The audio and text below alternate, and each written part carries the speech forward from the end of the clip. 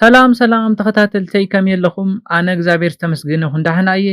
ኣብ ናይ ሎማዓንቲ መደበይ ኣብ እዋን ፆታዊ ርክብ ን30 ደቂቕን ልዕሊኡን ጅግና ንምዃን ዝጠቕሙኹም ሜላታት ሒዘልኩም መፅእ ኣለኹ። መደብና ላይክ ብምግባር ጀምርዎ። ነዚ ቻነል ሓደሽቲ ዝኾንኩም ሰባት ላይክ፣ ሼር፣ ሰብስክራይብ ብምግባር ናይ ቻነልና ስድራ ንኽትኮኑ ብኽብሪ ሓትት። ናብ መደበይ ክኣቱ ከለኹ እዚ ቪድዮ ስፔሻሊ ንደቂ ተባዕትዮ ዝተሰርሐ እዩ። እዘን ሰለስተ ነገራት ጥራሕ ብምግባር ኣብ ናይ ፆታዊ ርክብ ሂወትኩም ዝፍጠር ዘለዎ ፀገም ንምፍታሕ ይሕግዘኩም እዩ። እዚ ኢለ ናብቲ ቀዳማይ ፓርት ወይ ከዓ እቲ ናይ ቀዳማይ መምርሒ ክርኢ ተለኹ ኣብ መደቀሲ ክፍልኹም ክትኣቱ ከለኹም ክትገብርዎ ዝግባእ ነገር ክንርኢ ኢና። ኣብ መደቀሲ ክፍሊ ክትገብርዎ ዝግባእ እቲ ቀዳማይ ነገር እንታይ እዩ?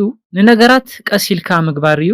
ደቂ ተባዕትዮ ምስ ናይ ፆታዊ ርክብ ስንፈት ዝተተሓዘ እዚ ፀገም ዘጋጥሞም ንኩሉ ነገር ፈጢኖም ክውድእዎ ስለ ዝሓስቡ እዩ። እሶም ልዑል ዝኾነ ናይ ፆታዊ ርክብ ስእልታት ብምስኣል ርክብ ስለ ዝገብሩ ቀልጢፎም ናብ ምውዳእ ክበፅሑ ዝገብሮም ነገር እዩ። ስለዝኾነ ፆታዊ ርክብ ኣብ ትገብርሉ እዋን ርግእ ኢልኩም ቀሲልኩም ክትገብሩ ወይ ከዓ ክትፍፅሙ ኣለኩም። እቲ ካልኣይ ንሪኦ እንታይ እዩ? ፖዚሽን ምቕያር እዩ።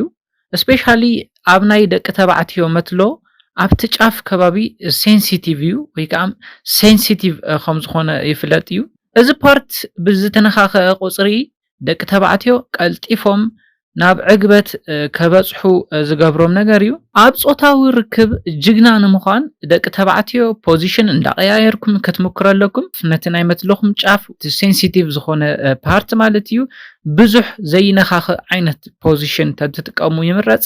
ንኣብነት እታ ጓል ኣንስተይቲ ብላዕሊ ኮይና ኣብ ትገብርሉ እዋን ካብቶም ካልኦት ፖዚሽናት ብዝሓሸ ንንውሕ ዝበለ ግዜ ንክትፀንሑ ካብ ዝሕግዙ ፖዚሽናት ሓደ እዩ። እቲ ካሊእ ኣብ መደቀሲ ክፍሊ ክትገብርዎ ዝግባእ እንታይ እዩ? ዕረፍቲ ምውሳድ እዩ። ኣብዝሓ ደቂ ተባዕትዮ ካብ ሓደ ዕግበት ናብ ሓደ ዕግበት ዕረፍቲ ከይገብሩ ይኣቱ እዮም። ኮይኑ ግን እዚ ልክዕ ኣይኮነን። መትለኹም ብዘይ ዕረፍቲ ኢሬክት ክገብር ከሎ ወይ ከዓ መትለኹም ብዘይ ዕረፍቲ ደው ኢሉ ክፀንሕ እንከሎ ናይ መትለኹም ጭዋዳታት ናይ ምድካም ጠባይ የርእየን። ስለዝኾነ ዕረፍቲ እንዳወሰድኩም ብ10-15 ደቂቓ ዝኣክል ዕረፍቲ ብምውሳድ ዝሓሸ ንክትፀንሑ ዝሕግዘኩም ዓይነት ሜላ እዩ። እቲ ካሊእ ኣብ መደቀሲ ክፍሊ ክትገብርዎ ዘለኩም ነገር እንታይ እዩ? ፎርፕለይ እዩ። ፎርፕለይ እንታይ እዩ ዝብል ነገር ክንርኢ እንተለና ፎርፕለይ ቅድሚ ፆታዊ ርክብ ዝግበር ምንኽኻእ ምስዕዓም እዚ ፎርፕለይ ኢልና ንፅውዖ ኢና። እዚ ነዛ ጓል ኣንስተይቲ ቀልጢፋ ናብ ዕግበት ንክትበፅሕ ዝሕግዛ እዩ። ስፔሻሊ ደቂ ተባዕትዮ ነዚ ክትገብሩ ከለኹም መትለኹም ምስታ ጓል ኣንስተይቲ ከምዘይራኸብ መትለኹም ምስታ ጓል ኣንስተይቲ ከምዘይነኻኻእ ጌርኩም ክትጥቀሙ ኣለኩም። እዚ ፎርፕለይ ክትገብሩ ኣለኩም። ምክንያቱ እንታይ እዩ? ናይ ወዲ መትሎ ክነኻኻእ እንከሎ ዘርኢ ፍረ ክሰድድ ድልው ስለ ዝኸውን እዩ። እቲ ካሊእ ንሪኦ ጉዳይ እንታይ እዩ? ርክብ ኣብ ትፍፅሙሉ እዋን እርጉድ ዝበለ ኮንደም ክትጥቀሙ ኣለኩም። ምክንያቱ እንታይ እዩ? ብጣዕሚ ሴንሲቲቭ እዩ። ብምንኽኻእ ቀልጢፉ ናብ ዕግበት ክበፅሕ ዝኽእል ኣካል እዩ። ስለዝኾነ እርጉድ ዝበለ ኮንዶም ክትጥቀሙ ከለኹም ነቲ ምንኽኻእ ዝቕንሰልኩም እዩ። ስለዝኾነ ንውሕ ዝበለ ግዜ ንክትፀንሑ ይሕግዘኩም እዩ። ናይ ፓርት 1 ወይ ከዓ ናይ መምርሒ ሓደ ናይቲ መወዳእታ ሓሳብ ንሪኦ እንታይ እዩ?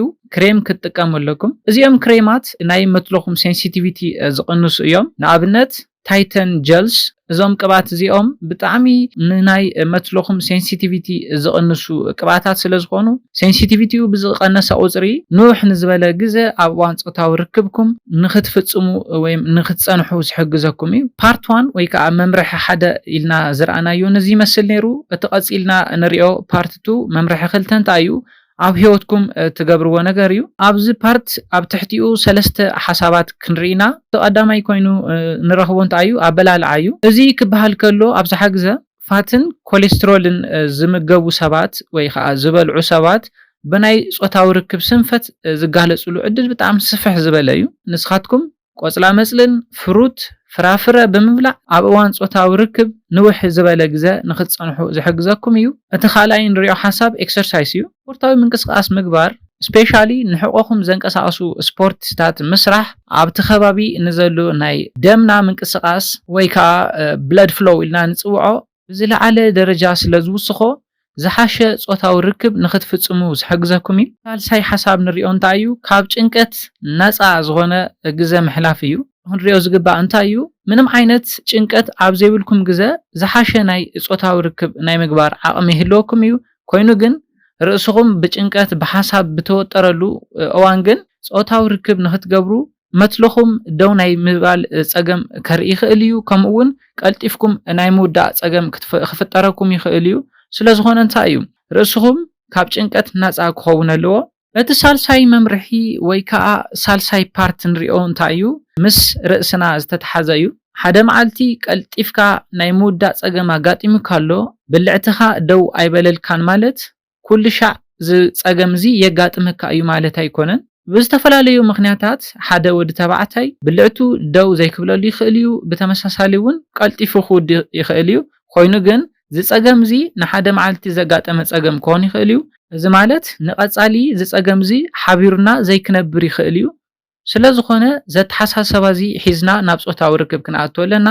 ሓደ ግዜ ዓብይነ ኣለዎ ዶ ምባል ሓደ ግዜ ቀልጢፈ ወዲእ ኣለኹ ሓደ መዓልቲ ኢልና ምንም ዓይነት ጭንቀት ኣብ ርእስና ክህልው የብሉን። ምክንያቱ እንታይ እዩ ዝፀገም እዚ ሓደ መዓልቲ ኣጋጢሙ ዝጠፍእ ፀገም ክኾን ይኽእል እዩ። እቲ ናይ መወዳእታ ዝህበኩም ሓሳብ እንታይ እዩ? ኣብቲ ናይ ርክብ ኢንቫይሮንመንት ዘይኮንስ ናብ ካሊእ ሓሳባት ኣብ ንሓስበሉ እዋን ዝሓሸ ናይ ምጽናሕ ዓቕሚ ክህልወና ይኽእል እዩ። እዚ ማለት እንታይ ማለት እዩ? ጾታዊ ርክብ ኣብ ትፍጽምሉ ግዜ ሓሳብኩም ሙሉእ ንሙሉእ ኣብቲ ጾታዊ ርክብ ዘይኮነስ ናብ ካሊእ ሓሳባት ኣብ ትሓስብሉ እዋን ዝሓሸ ናይ ምጽናሕ ዓቕሚ ክህልወኩም ይኽእል እዩ። ምክንያቱ እንታይ እዩ?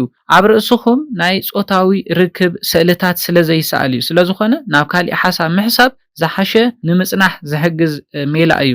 ናይ ሎማዓንቲ መደበይ ነዚ ይመስል ነይሩ። ካብ ናይ ሎማዓንቲ መደበይ ዝኾነ ሓድሽ ሓሳብ ከም ዝሓዝኩም ተስፋ ይገብር። ሓሳብ ርእይቶ እንተሃሊኩም ብኮሜንት ሴክሽን ግለጹለይ። ሰላምን ጥዕናን ንኹላትና ይቕኒለይ።